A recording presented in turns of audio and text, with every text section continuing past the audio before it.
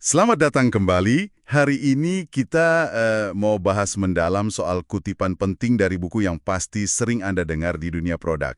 Inspired-nya Marty Cagan. Iya, buku wajib itu ya? Betul. Fokus kita kali ini konsep yang kelihatannya simple tapi penting banget. Prototype.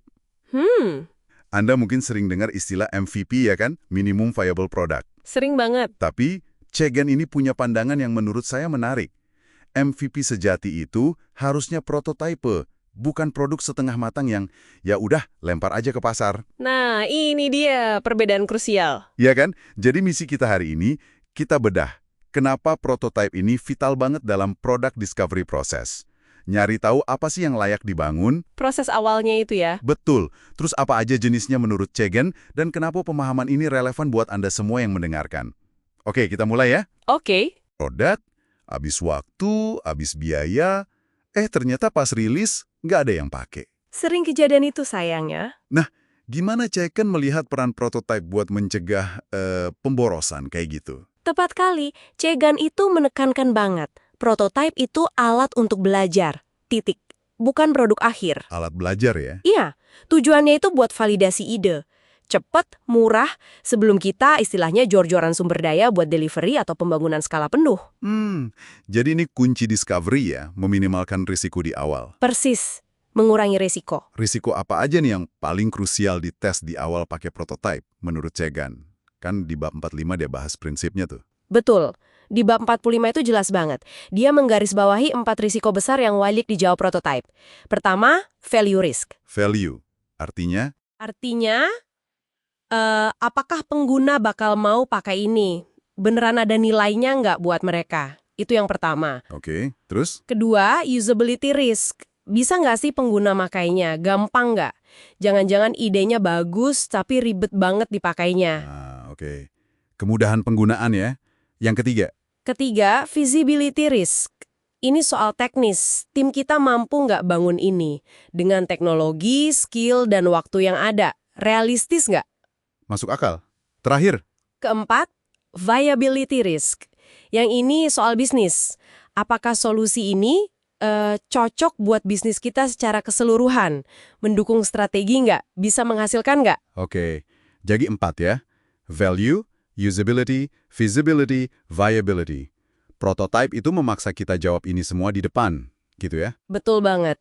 Sebelum kita terlalu jauh melangkah dan investasinya udah besar. Dan ini bisa diuji cepat ya, bukan nunggu berbulan-bulan produk jadi. Versi prototipe dalam seminggu aja.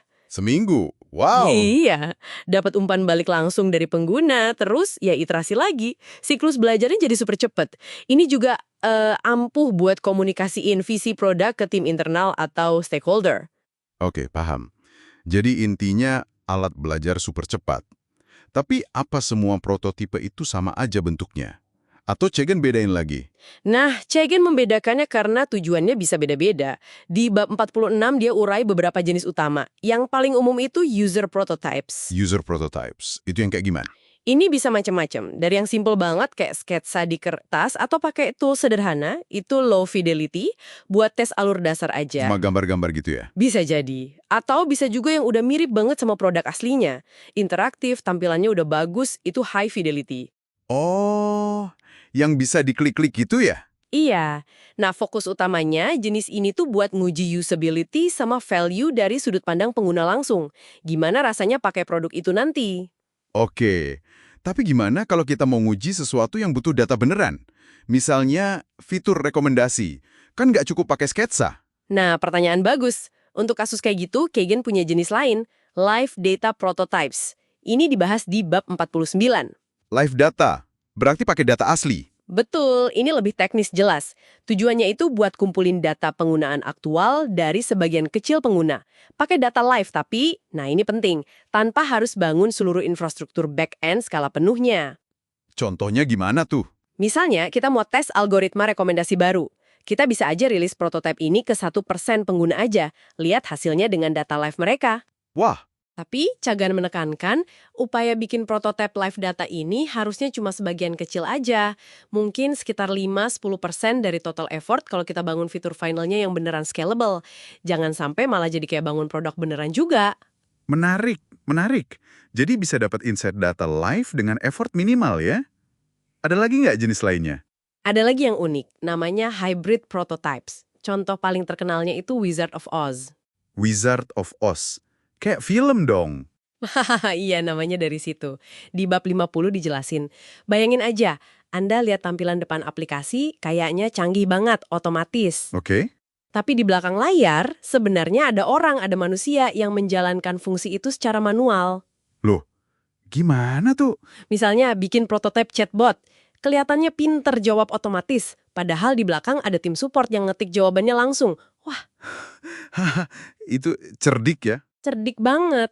Ini cara bagus buat ngetes pengalaman pengguna yang kompleks, yang butuh AI atau otomatisasi canggih, tanpa harus bangun teknologinya dulu di awal yang pasti mahal dan lama. Tapi nggak scalable sama sekali ya berarti? Sama sekali enggak, tapi Chegan melihat ini justru sebagai contoh bagus dari filosofi membangun hal yang tidak scalable atau build things that don't scale.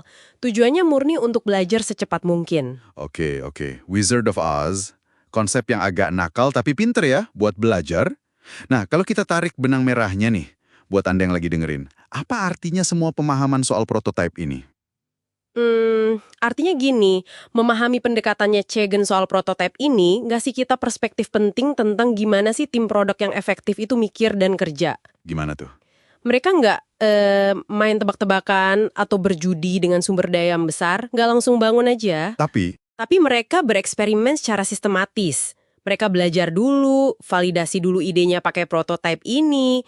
Tujuannya yaitu tadi, fokus ke solusi yang benar-benar dibutuhin pengguna dan masuk akal buat bisnis. Jadi lebih efisien dan efektif ya kerjanya? Betul.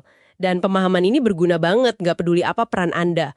Mau Anda di tim produk, manajemen, atau sekedar penasaran aja gimana inovasi bekerja. Sip. Jadi kalau kita rangkum singkat nih ya, kutipan dari Inspired ini menempatkan prototype itu sebagai jantungnya product discovery. Penting banget. Fundamental. Iya, fundamental. Bukan cuma sekedar versi awal produk, tapi alat buat belajar secepat mungkin dan nekan risiko gagal. Buat nguji 4 hal tadi. Nilai, usability, feasibility, sama viability. Keempat, risiko utama itu. Betul. Dan ada macam-macam jenisnya. Dari yang cuma sketsa, sampai simulasi pakai data live, atau bahkan pura-pura kayak Wizard of Oz. Masing-masing ada gunanya sendiri. Nah, ini mungkin ninggalin satu pertanyaan buat direnungkan ya. Apa tuh? Kalau prinsip bereksperimen cepat, biaya rendah untuk belajar dan mengurangi risiko ini sebegitu kuatnya di dunia pengembangan produk, gimana caranya Anda bisa adopsi pola pikir yang mirip? Di area lain gitu? Iya, di area kerja Anda yang lain atau mungkin bahkan di proyek pribadi Anda. Gimana cara Anda bisa bereksperimen kecil-kecilan dulu untuk mempercepat pembelajaran dan meminimalkan kemungkinan, ya, gagal total? Menarik. Sesuatu untuk dipikirkan ya. Betul. Sesuatu untuk Anda pikirkan. Sampai jumpa di pembahasan kita berikutnya.